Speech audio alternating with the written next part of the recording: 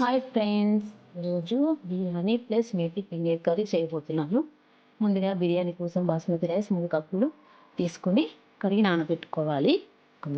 ముందుగా కుక్కర్లో నెయ్యి తీసుకోవాలి. అదే కొద్దిగా ఆయిల్ కూడా యాడ్ చేసుకోవాలి. దీని తర్వాత బిర్యానీ ఆకు, పుదీనా, కరివేపాకు, లవంగాలు, ఇలాచి, షాజీరా, ఈ మసాలా దినుసులు, ఉల్లిపాయలు వేసుకోవాలి. అలాగే కాజు, కట్ చేసి పెట్టినటువంటి బీన్స్ ముక్కలు కూడా వేసుకుంటున్నాను. ఇందులో నేను ఎక్కువ మసాలా స్పైసెస్ వేయట్లేదు. అల్లం వెల్లుల్లి పేస్ట్ వేసాను. అలాగే ఇంట్లో నేను గరం మసాలా తయారు చేసి పెట్టుకున్నాను. ఎందుకంటే అవి అలాగే వేయడం వల్ల పిల్లలు తినలేకపోతున్నారు. అందుకే నేను ఇంట్లో మసాలా తయారు చేసుకొని అదే మసాలా అన్నిట్లో వేస్తాను. తర్వాత అవి వేగిన తర్వాత కడిగి పెట్టుకున్న బాస్మతి రైస్ని కుక్కర్లో వేసేసుకోవాలి.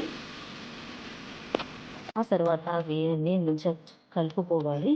కొద్దిగా వేడెక్కిన తర్వాత నేను గరం పెట్టుకున్న వాటర్ని బియ్యంలో వేస్తున్నాను. వేడి వాటర్ పోయడం వల్ల ఏంటంటే అన్నం తొందరగా అవుతుంది. వాటర్ పోసిన తర్వాత కలుపుకోవాలి. అలాగే ఇందులో కొంచెం సాల్ట్ కూడా యాడ్ చేసుకోవాలి. ఇంకా సాల్ట్ యాడ్ చేసుకొని కలుపుకోవాలి. ఆ తర్వాత కుక్కర్ మూత పెట్టుకొని 2 విజిల్స్ వచ్చేంత వరకు పెట్టుకోవాలి. అలాగే మేతి పన్నీర్ కోసం ముందుగా బాండీలో ఆయిల్ వేసుకొని కడిగి పెట్టుకున్నటువంటి మెంతి కర్రీని ఫ్రై చేసుకోవాలి. వేగేంత వరకు ఫ్రై అయ్యేంత వరకు ఫ్రై చేస్తూ ఉండాలి. అవి వేగిన తర్వాత ఒక బౌల్లోకి తీసుకొని చల్లార్చుకోవాలి. ఇవి బాగా ఫ్రై అయిన తర్వాత పప్పు సీడ్స్, కాజు, ఆనియన్, పుదీనా, కొబ్బరి ముక్కలు, అల్లం వెల్లుల్లి, కట్ చేసుకున్నటువంటి టమాటోలు ఎత్తి కలుపుకోవాలి. ఇది వేగేంత వరకు వేగడానికి కొన్ని వాటర్ యాడ్ చేసుకోవాలి. తొందరగా ఉడుకుతుంది కాబట్టి మూత పెట్టేసి కలపడదు.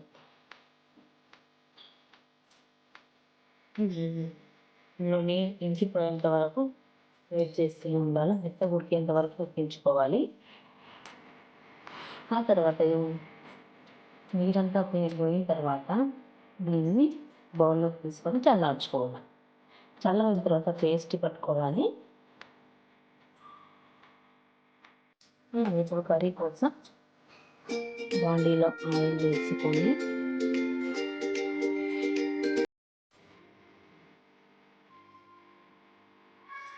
కరివేపాకు, పుదీనా, బిర్యానీ ఆకు వేసుకోవాలి. అలాగే ముందుగా కడిగి పెట్టుకున్నటువంటి పన్నీర్ ముక్కలను నూనెలో వేసేసి ఫ్రై చేసుకోవాలి.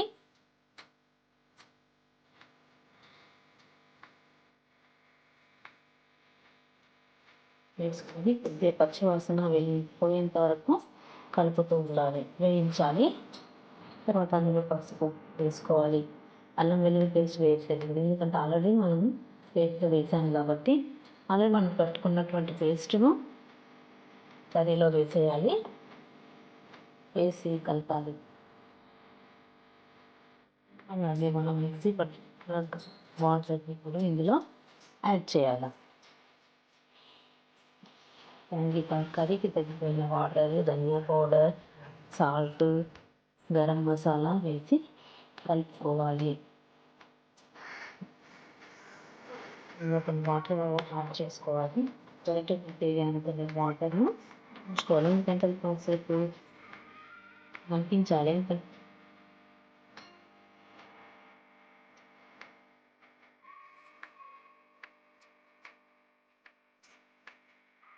రైస్ రెడీ అయిపోయింది.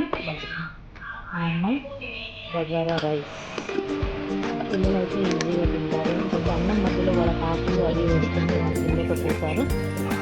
కాబట్టి నేను బగారా రైస్ చేశాను. కర్రీలో కారం వేసి కలిపి మూత పెట్టి దింపేయండి. ఆ తర్వాత కర్రీ పైన కొంచెం నెయ్యి, అలాగే కస్తూరి మేతి కూడా యాడ్ చేయాలి. ఇంకా నా వీడియోస్ని లైక్ చేయండి, షేర్ చేయండి. Thank you for watching.